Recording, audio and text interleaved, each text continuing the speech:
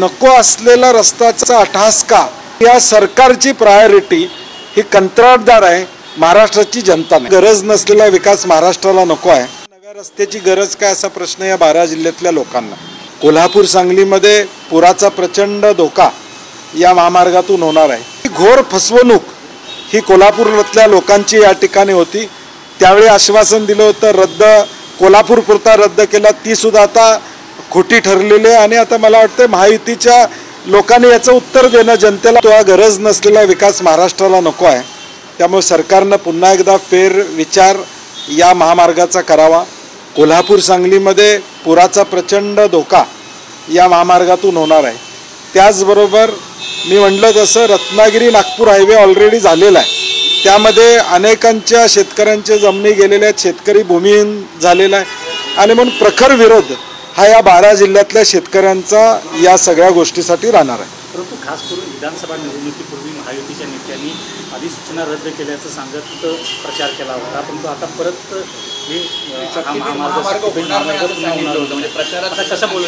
कोल्हापूर जिल्ह्यामध्ये म्हणजे आम्ही त्यावेळी हा मुद्दा मांडला होता विधानसभेच्या आधी की या रस्त्याची अधिसूचना फक्त कोल्हापूर जिल्ह्यापुरती रद्द केली होती। मी त्यावेळी म्हणलं होतं की मग रस्ता सांगलीतनं येऊन फ्लायओव्हरनं पुढं कर्नाटकपर्यंत जाणार का किंवा गोव्याच्या सीमेला त्या ठिकाणी जाणार का?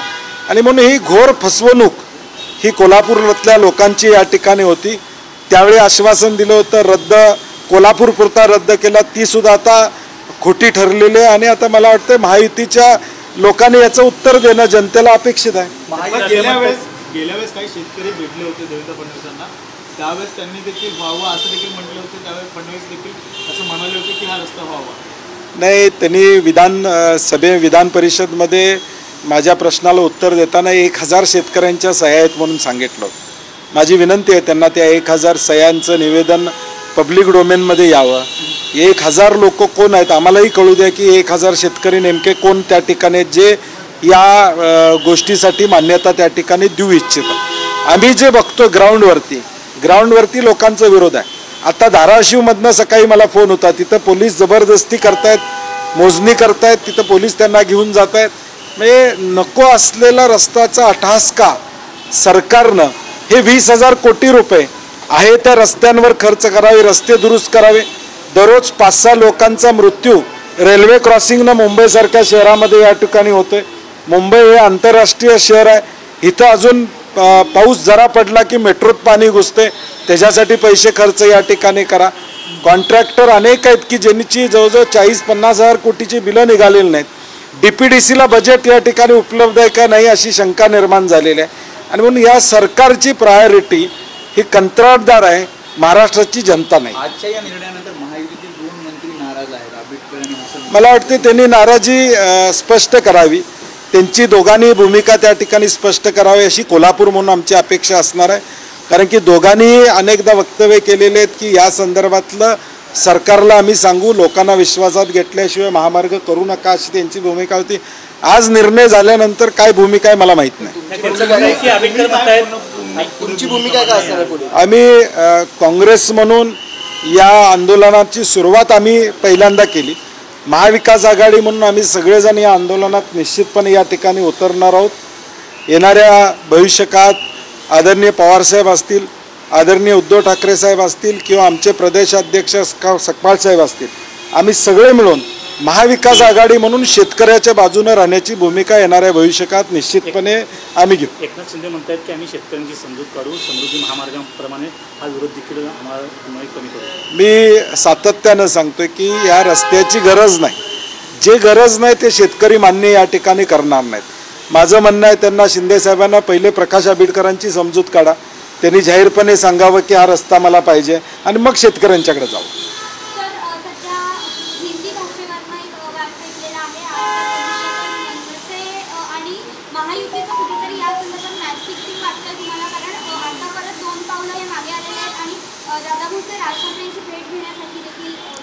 मला वाटतं भेट घेण्यापेक्षा सरकारनं त्यांची भूमिका स्पष्ट केली पाहिजे।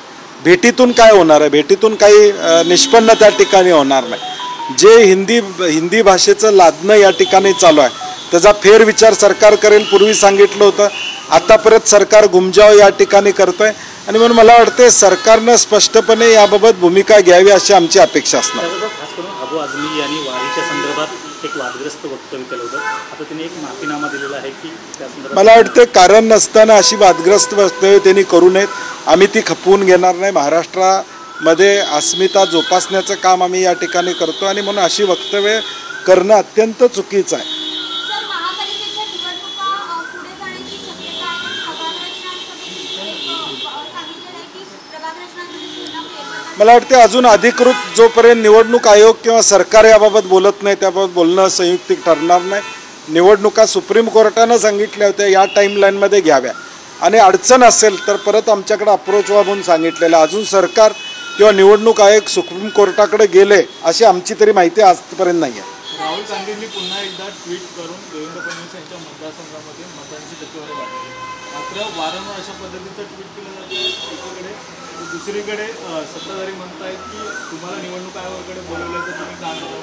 नाही, निवडणूक आयोगाचं एकूण वागणं बघितलं तर देशाला देखील लक्षात आलेलं आहे की दबावाखाली वागणं निवडणूक आयोगाचं या ठिकाणी चालू. आणि म्हणून राहुलजींनी जे मुद्दे उपस्थित केले त्याचं उत्तर आम्हाला अपेक्षित या ठिकाणी ते उत्तर या ठिकाणी आम्हाला मिळत नाही.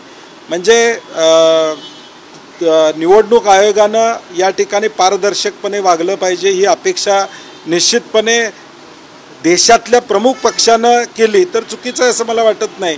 निवडणूक आयोग का बोलत नाही याच्यावर? ज्यावेळी राहुल गांधीजी निवडणूक आयोगाला प्रश्न विचारतात त्यावेळी राजकीय मंडळी त्याला काय उत्तर देतात आम्हाला कळत नाही.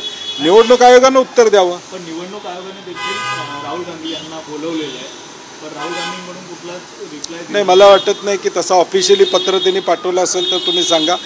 जर ऑफिशियली निवडणूक आयोग काँग्रेस पक्षाला पत्र पाठवत असेल तर ऑफिशियली पक्षाच्या वतीनं निश्चितपणे कोण ना कोणतरी जाईल. सर, निधीवरनं सरकारमध्ये नाराजी असल्याचं पाहायला मिळते. शिंदेगडाचे आमदार नाराज असल्याचं बोललं जातं. इतकंच नाही तर दादांच्या आमदारांना देखील निधी किती मिळतो याचा आता शिंदेगड प्रवास ठेवताना पाहायला मिळेल. काय नेमकं? मला वाटते शिंदे गटानं नाराजी व्यक्त करून उपयोग काय? म्हणजे आज तिथं सामाजिक न्याय मंत्री म्हणतात आमचा निधी या ठिकाणी गेलेला आहे.